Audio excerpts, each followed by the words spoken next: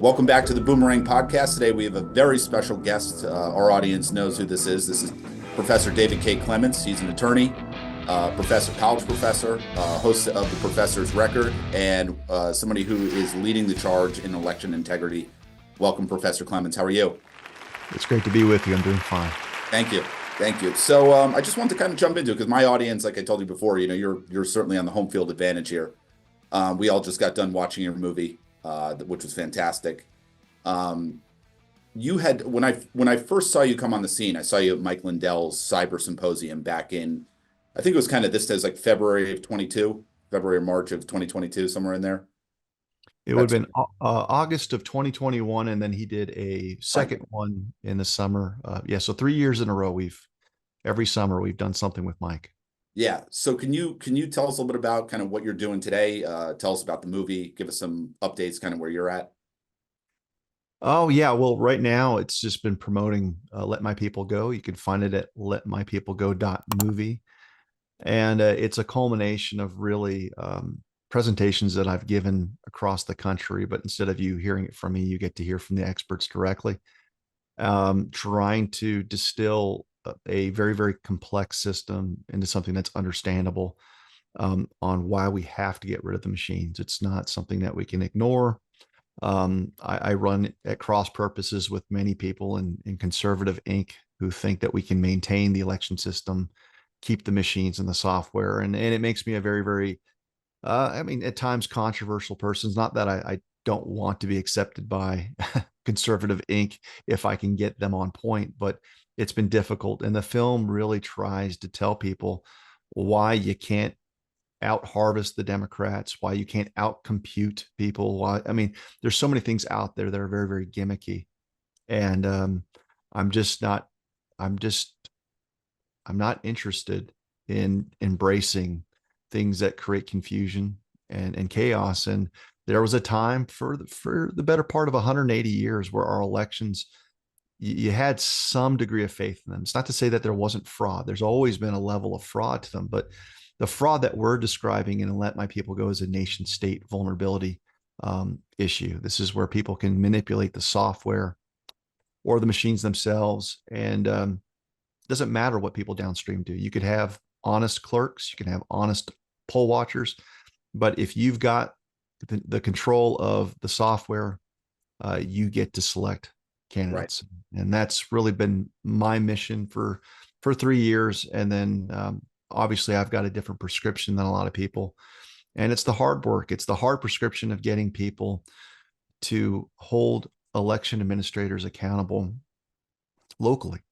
And everyone wants kind of the sexy lawsuit or whatever it is that's going to solve all of our problems. And I just don't think that's going to work. I think it's going to come down to 300 to 500 to 1,000 people showing up to their county commission meetings, looking people in the eye and saying, this system facilitates fraud.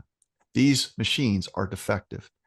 And you've got no right to certify something that facilitates fraud. And if we don't get a handle of that through our superpower, which is our numbers, I think we're going to continue to be strung along for the next version of the red wave. And it's obviously hasn't served us well over the past 4 years. Yeah. And anybody who has seen the movie, my audience, I'm sure a lot of them have. It's just amazing how the movie just lays out, kind of the mainstream narrative in terms of what the fake news puts out about, oh, this is free, the air gap and this nonsense. And your movie just completely debunks everything that they had to say.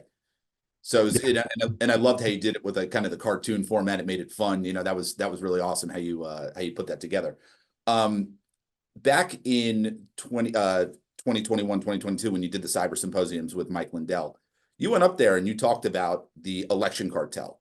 And I watched that speech maybe 3 or 4 times. I rewatched it. You spoke for maybe about 45 minutes, an hour or something. I probably watched that 3 or 4 times.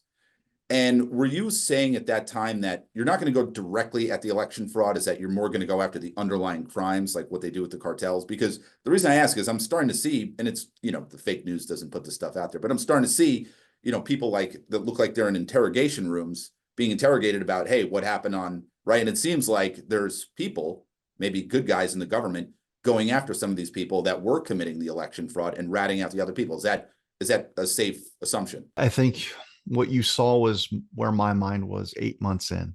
And I'm pretty proud of the fact that there's not much that I would have to change even now.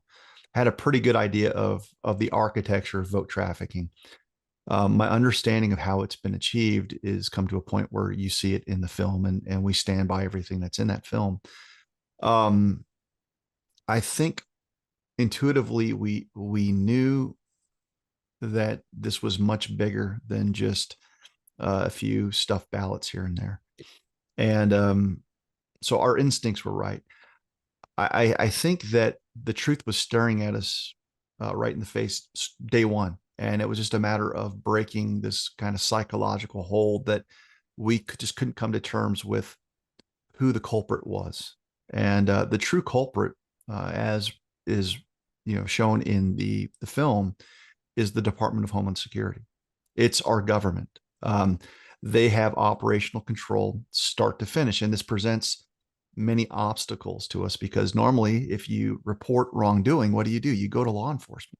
Right. So even if you go to the sheriff, even if you go to a district attorney, they look at me and say, "Well, what's the deal here? You want me to take on the Department of Homeland Security? They've got badges too, Dave. They've got guns." And so there's like this standoff, and there's almost like this psychological need to just not believe that our own government would be capable of this. But look no further than the bullet points that the DOJ puts out there with respect to people that question the elections. We're domestic terrorists, and if we're domestic terrorists, they have grounds to um, you know get warrants and surveil people without them knowing it. I mean, I just interviewed an investigative reporter yesterday, and we're finding that there are J6ers that are finding tracking devices and things that are connected to their internet usage or their cell phones, and they're being monitored. And so, like, I don't have a conversation without anyone, without the express kind of idea that everything that I say is being recorded. Everything that I'm saying is being consumed by someone. Right. So I think what I could tell you is that the cartel structure is intact. I think right now, though, it's not some amorphous Chinese hacker. It's everything that's needed to subvert our elections can be done behind the wire, and it's being conducted and carried out by our own government. Let me ask you, did you see the Jan Halper Hayes interview from this past August on I saw clips of it, and okay. yeah. She talked about how Space Force, which everybody mocks, Space Force has been tracking these elections, that they have the election data. I guess where I try to stay in the area of what I can validate, and there are people that seem to claim knowledge of things that I can't prove or disprove, and I'll be honest with you, I think it's just a mixed bag from some of these folks because there's some things that I know that they're just wrong about, and I'm not saying that I know that Jan Halper Hayes is wrong about Space Force. It raises the same question marks for me. I mean, I've met with Trump. And while I didn't ask him directly, I did tell him there's no way that the fate of the Republic is in the hands of Mike Lindell. I mean, because I had just done the cyber symposium. Don't tell me that everything rests on an entrepreneur and the guy that created Space Force doesn't have something. And I didn't get, a yes or no. Trump obviously is not going to divulge anything that he can't. But just put it this way, I have long maintained that there's something much greater out there that we're probably all missing. And so this is just a speculation. So you don't take me. I'm really good at articulating things that I know I can put the receipts out. So when people ask me about Space Force, I don't know. Right. If someone else asked me about PCAPs, you'll see that I didn't talk about the PCAPs at the cyber symposium, while other people did, Right. because I couldn't validate them. And Right. So everything that I put out there, just like you, I'm interested. I want to hear what everyone has to say about anything. And some things have over time been validated. Other things haven't. And there's a lot of garbage that's been put out there in this movement that has hurt the credibility of folks trying to get to the truth. Yeah. But one of the things that I I'm curious about is Starlink. All right. I want to say that upwards of 4,000 satellites have been launched in orbit over the past 7 years. The cost of that, if you, and I've actually talked to nation state vulnerability experts that have expertise in the realm of satellites and nuclear deterrence, the cost of launching that number of satellites would be comparable to the Manhattan Project. Okay, so let's take, you know, this to its logical end. Let's say that the Democrats are stuck with Joe Biden. They're losing the narrative on elections. We've exposed how they're utilizing tabulators and election equipment to subvert our voices. They're even projecting through films on Netflix of some type of internet shutdown. Are we going to have an election this year? That's the question. And if there I were don't to think we have are. some type, well, I, I mean, okay. well, we haven't had an election in all fairness in over 20 years, but could there be some catastrophic thing where someone just where we go dark? I don't know, but there seems to be a lot of Hollywood films that are projecting that this is possible, and that's, so you can't ignore that, because a lot of times what happens is there's a level of projection going on with Hollywood on things that they're going to bring about, so we can accept them as plausible because our minds already processed them. It's psychological warfare at its finest. Um, but Starlink would basically give you a backup. So the question is, who controls Starlink? Is it Elon? I don't know. I mean, he's certainly the front man, but most of his work has been largely supported by U.S. taxpayers through subsidies, Yep. whether it's Tesla, whether it's, what have you. So he certainly didn't foot the bill for all of this. It was essentially the American government. This really gets down into things that once again, I can't validate one way or the other. It's like, is this a white hat playing against the black hats? Uh, there's obviously levels of gray. And Right. so that's kind of the question mark out there on who has the final say as to what. But I could tell you this, we don't need to worry about whether or not Space Force has monitored our elections, because there are records that we have accessed, and most importantly, these are called cast vote record summaries across the country that flat out tell us that our votes have been manipulated. When we look at election night reporting in every state, all 50 states, we've got experts that have shown that races are being manipulated up and down the ticket. So I don't need to wait for the military to tell me that our elections are being tampered with. We provided it. I guess the issue is, why can't we get the requisite bandwidth to get more people to see it? And that's really the challenge that I've been dealing with the film, is massive censorship, massive suppression. This film it's hard for it to even see the light of day because people are so scared. I had a major promotional partner that on the day of the launch got cold feet. And you would know who he is if I told you, but I'm going to extend a level of grace. But on that same day, Rudy Giuliani, there was a verdict against him for $148 million to where he's going to declare bankruptcy. And when that happened, everyone that was behind the film for months promised me that they're going to promote it, got cold feet. David, you got to take this out. You got to take that out. Now, the person behind the verdict against Giuliani was Ruby Freeman and Shay Moss. Well, you've seen my film. Ruby Freeman and Shay Moss are in it. And not only are they in it, they're in it in animated form. I mean, we take a wrecking ball to these liars. So you can imagine many people that are scared of being sued for $1 billion saying, Dave, you got to take that out of the film. And I'm not. I'm just like, whatever, sue me. It's the truth, and I stand by it. So that's where we're at right now. How do you get past that though? It's like, is it what's holding it up? Is it the judicial system? Is it that there's corrupt judges? What is it? It's a combination of everything. You know, the only sense of clarity that I get is from my faith. I'm like, we all kind of, you talk in bumper sticker kind of sloganeering on, this is a battle of good versus evil. And it's true. But I'm always reminded of Ephesians, that this isn't a battle of flesh and blood. And if the Bible is true, and I believe it to be, we're told that the real spiritual power of darkness resides behind princes and principalities, governments. And I think you've just like you've got God, you've got Satan, just like you've got angels, you've got demons, and you've got human agency that will align with either kingdom. And so if you follow Christ and you follow the Lord, um, you're basically responding to what the Holy Spirit is telling you to do. And if you don't have the indwelling Holy Spirit, you're part of another kingdom. You might deceive yourself into thinking that you're not serving Satan, but you are helpless in a spiritual battle.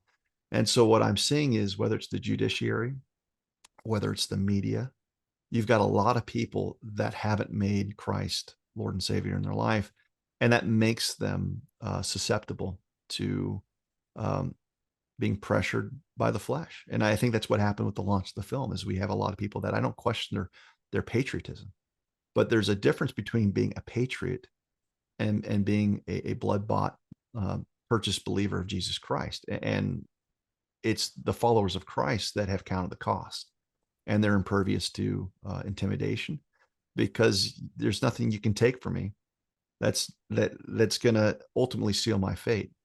And if you don't have that faith, it's hard to work in the natural. And so you've got a lot of patriots in this movement that are working in the natural, but they're averse to anything that's going to threaten their self-preservation. And this film threatens people's self-preservation. It's threatened my self-preservation. Everything that I've done over the last 3 years is threatened my self-preservation and my family's self-preservation. And our only answer to that is uh, our faith. And so I think there's a level of I hate to sound so preachy, but I just like it's the truth as far as I know, that everyone that I've seen in this film that has been defiant, or in this movement that I've seen that's been defiant, are believers.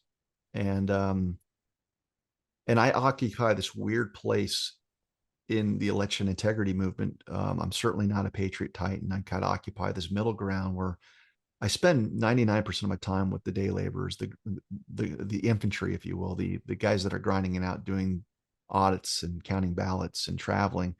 And we don't have huge platforms.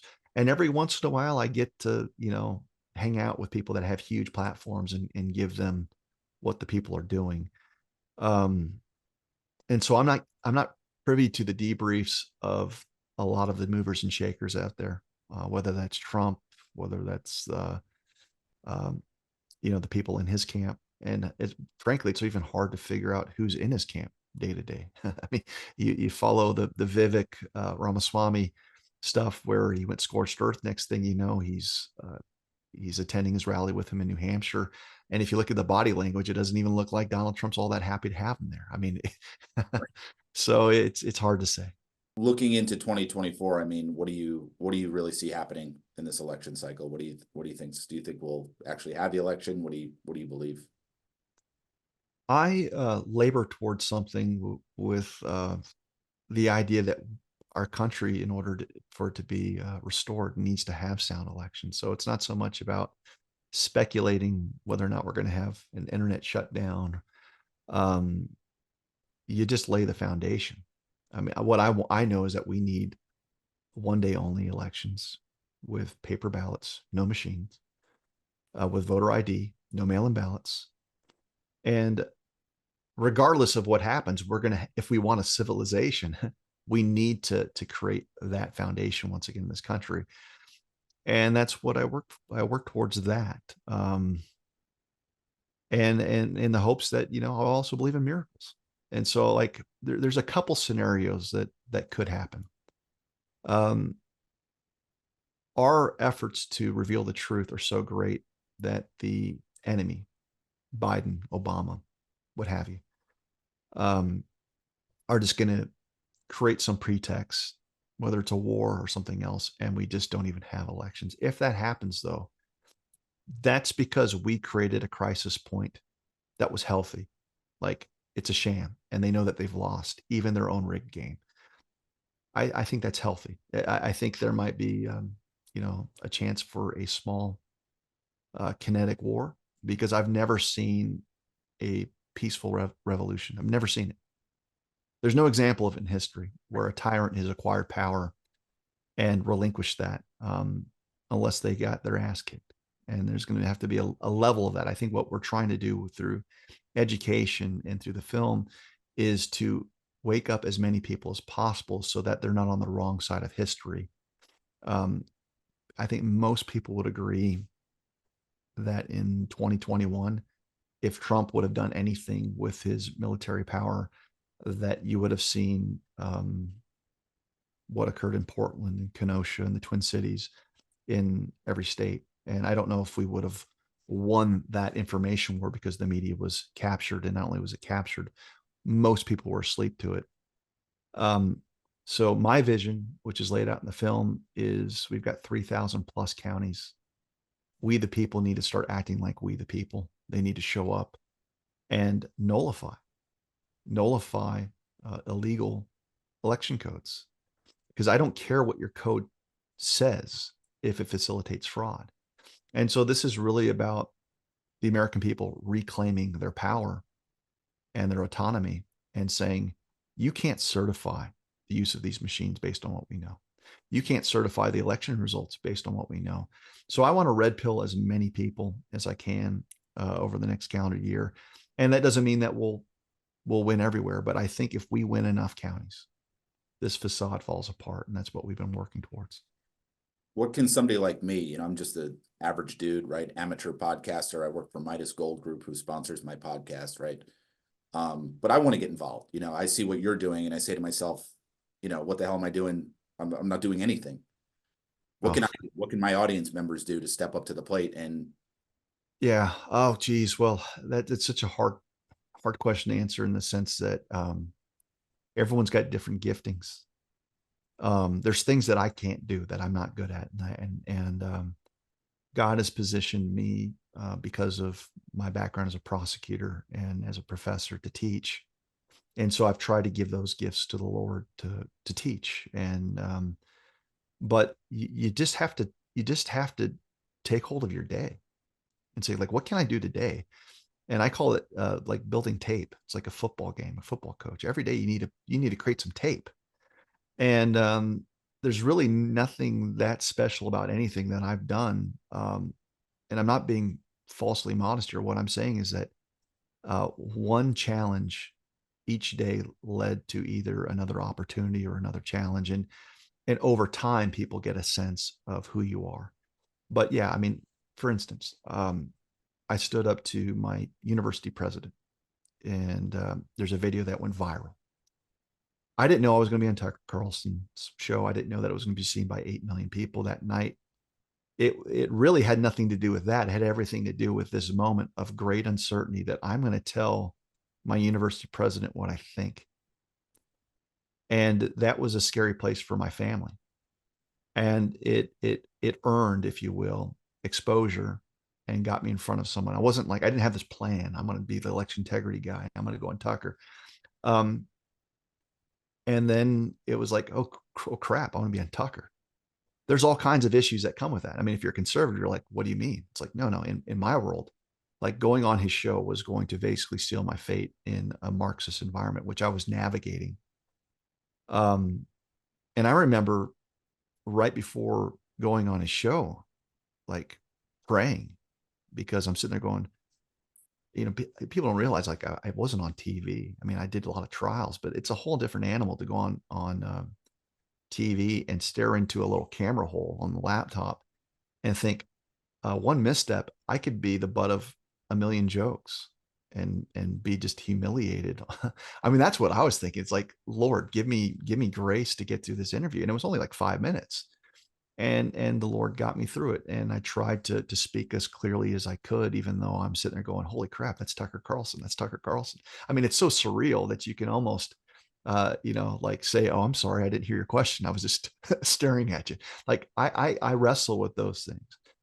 And then Bannon saw that same viral video, and there was a level of prayer on going on his show and going on Michelle Bachmann. So each of the, you don't know what it is that you're going to do that might um, invite you to the next level of the game, if you will.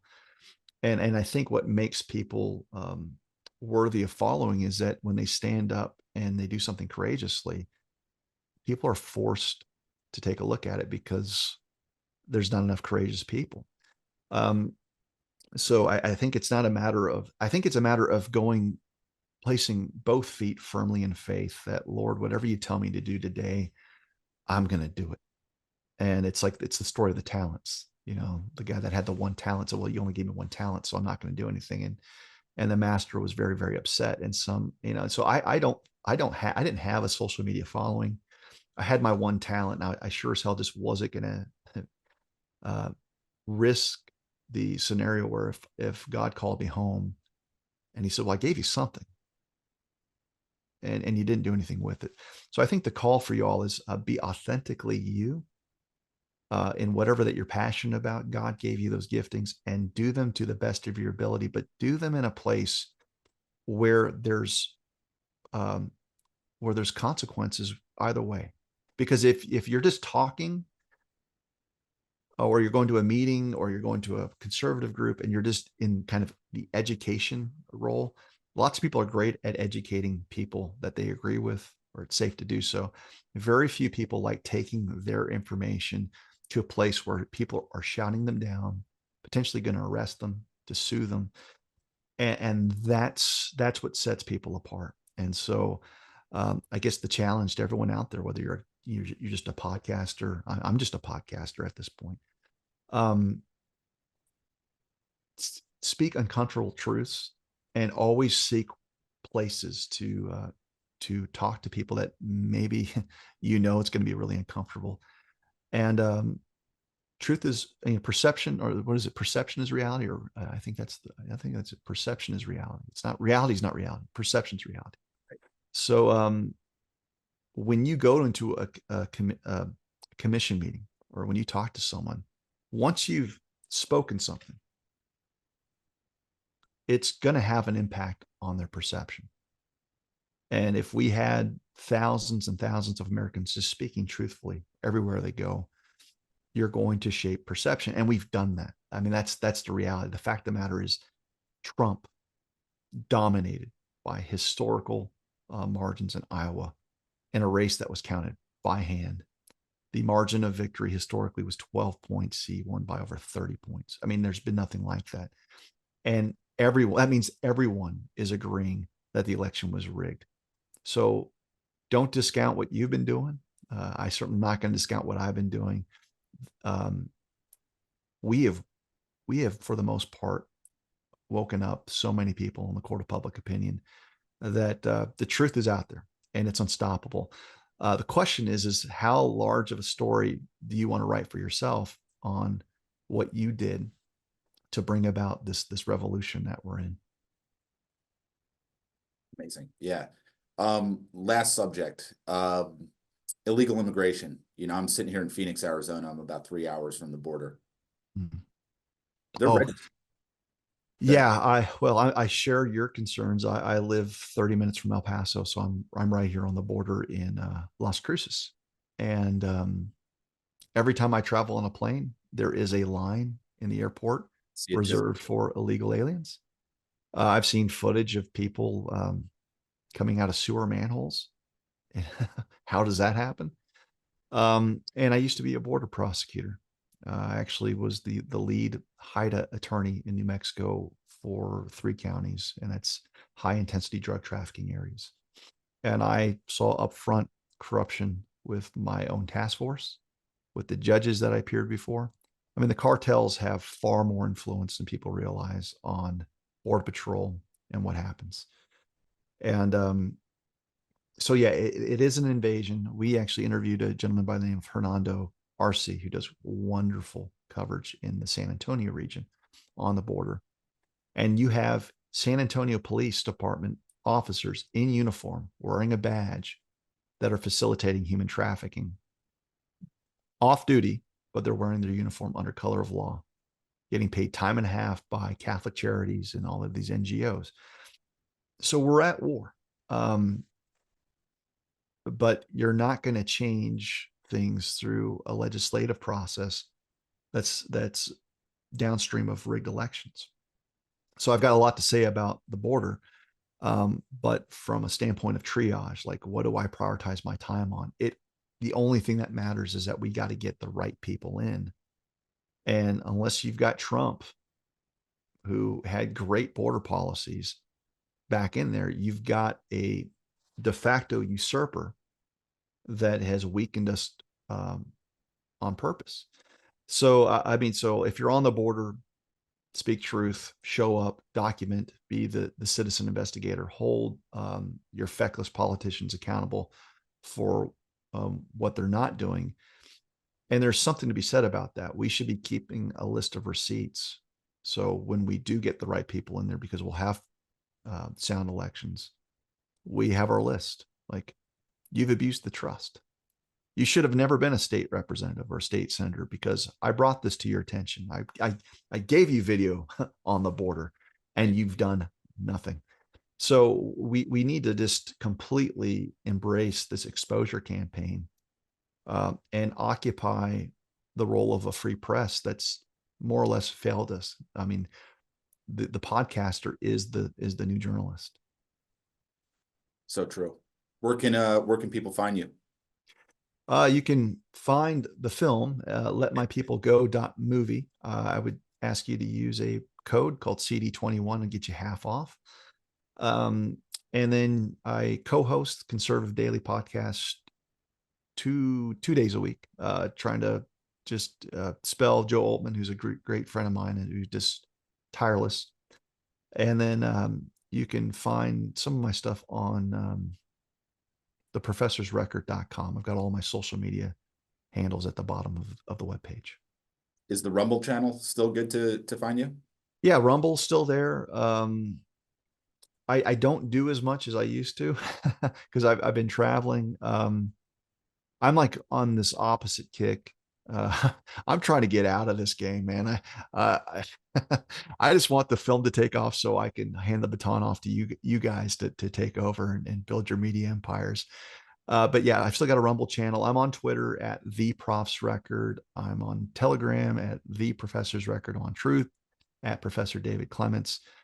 Just look for the verification check mark because there's lots of imposter accounts that aren't me.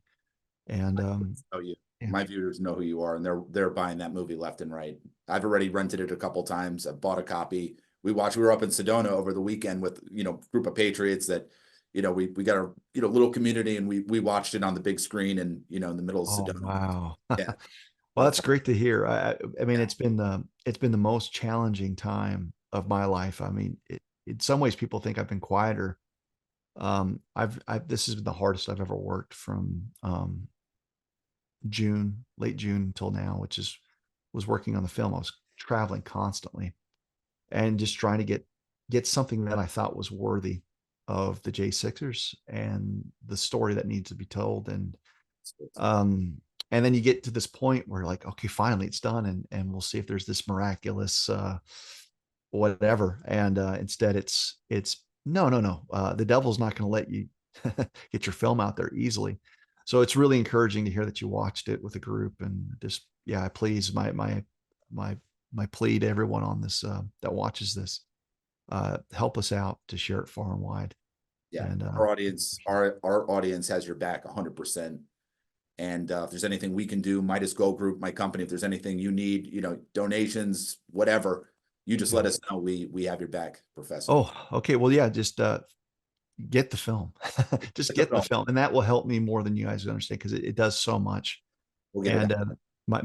My goal is to unceremoniously exit and be a father to my children, and that's my dream. It's really that. I have no aspirations for higher office or anything. I just want us to win 2024.